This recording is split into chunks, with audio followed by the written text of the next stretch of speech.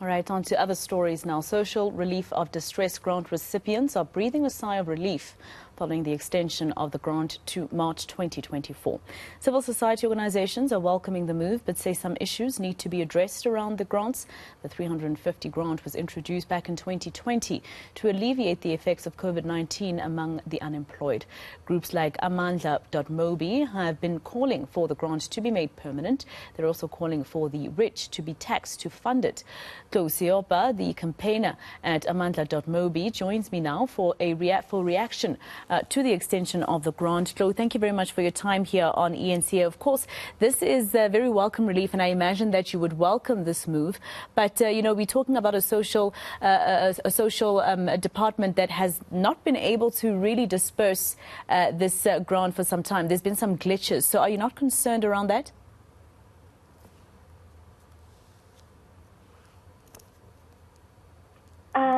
Thank you so much for having me. Good morning. We are definitely concerned about that. Once the grant was extended, we received a lot of messages from our members saying, okay, we appreciate that the grant is extended, which is something that we welcome, as you mentioned. But who are they extending it for? Because we are not receiving it. A lot of us have been getting declined for different reasons that are unfounded. So it's kind of also it's not something that people are very hopeful about because they are not getting it. And this is an indication that a whole lot more work needs to be done surrounding the problems of the 350 to ensure that every person who needs it and qualifies for it gets it. And I mean, you talk about, or some organizations, civil society organizations have been talking about making it something permanent with a government that has not been able to, for instance, keep up their word when it comes to public servants and their salaries, etc. Do you really think that this is a government that will be able to make this a permanent solution?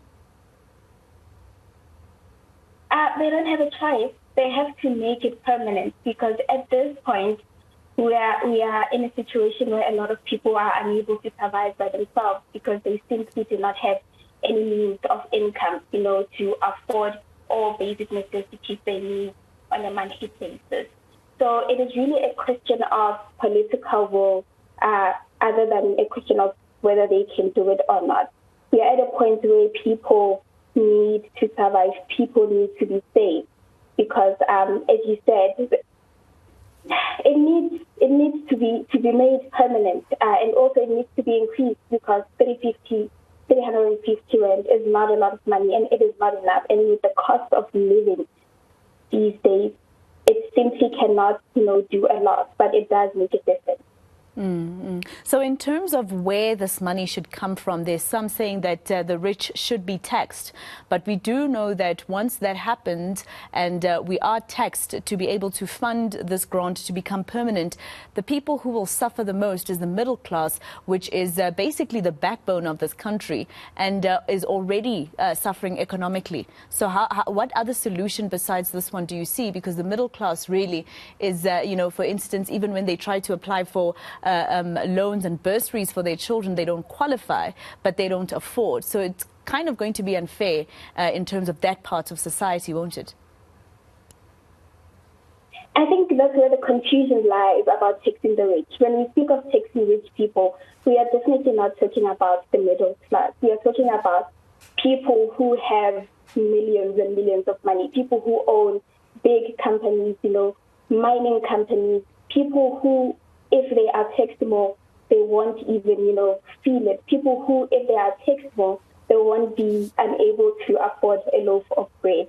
So I think this conversation is something that needs to be looked at with scrutiny because a lot of people are misunderstanding the tax the rich demand. When we say tax the rich, we are not talking about the middle class because, as you said, it is difficult for them to even survive with the salaries they make on a monthly basis.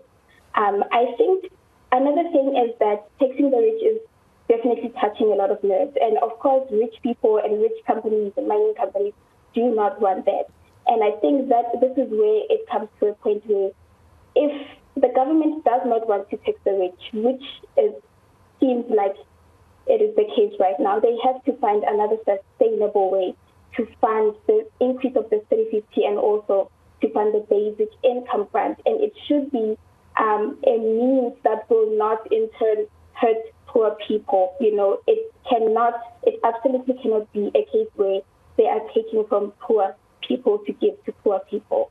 Absolutely, I agree. So you talk about the basic income grant, which is something that has been said by civil society, and sometimes even economists have been saying that South Africa should actually implement a basic income grant. And the social relief of distress grant, if it is, for instance, just upped in terms of the 350 or giving people more than that, would probably then be replaced by the term basic income grant, right?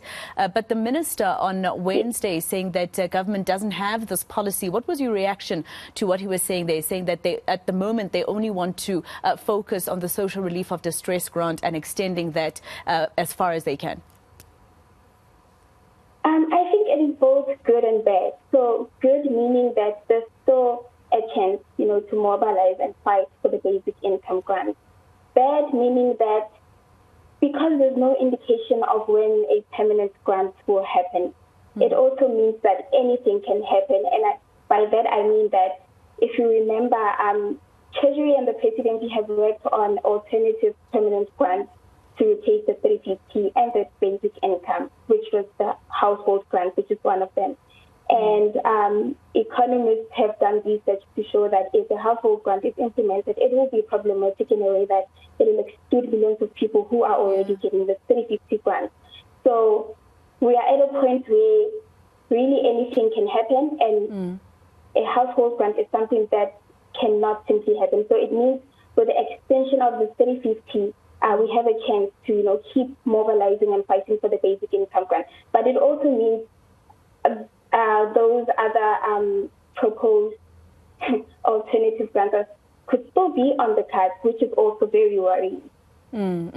Just very quickly, Tlou, because we are running out of time in terms of this conversation. I think a lot of people also become concerned about the kind of corruption that we see every time government announces that there'll be a new grant. People who actually even work for the Social Development Department were found to have registered to receive 350 Rand that actually was meant to help somebody else. So your concern around that, maybe, government to have better measures to make sure that the people who register are the right people? Definitely. So I think one of our worries, which also surrounds the 350 grant, is that there's too many maladministrations around it, right? And we are at a point where the system for the 350 grant needs to be fixed. It needs to be guarded to ensure that, any corrupt person who tries to get that is unable to, and that will also allow to transition into a system that will provide a basic income grant. So there's a lot of issues surrounding that, and corruption is absolutely one of them. And this is something that the government needs to take seriously to ensure that it does not happen. Because if it happens, it's like we're moving, steps, backwards, and that cannot happen. We need to be moving forward towards sustainable means of people to survive.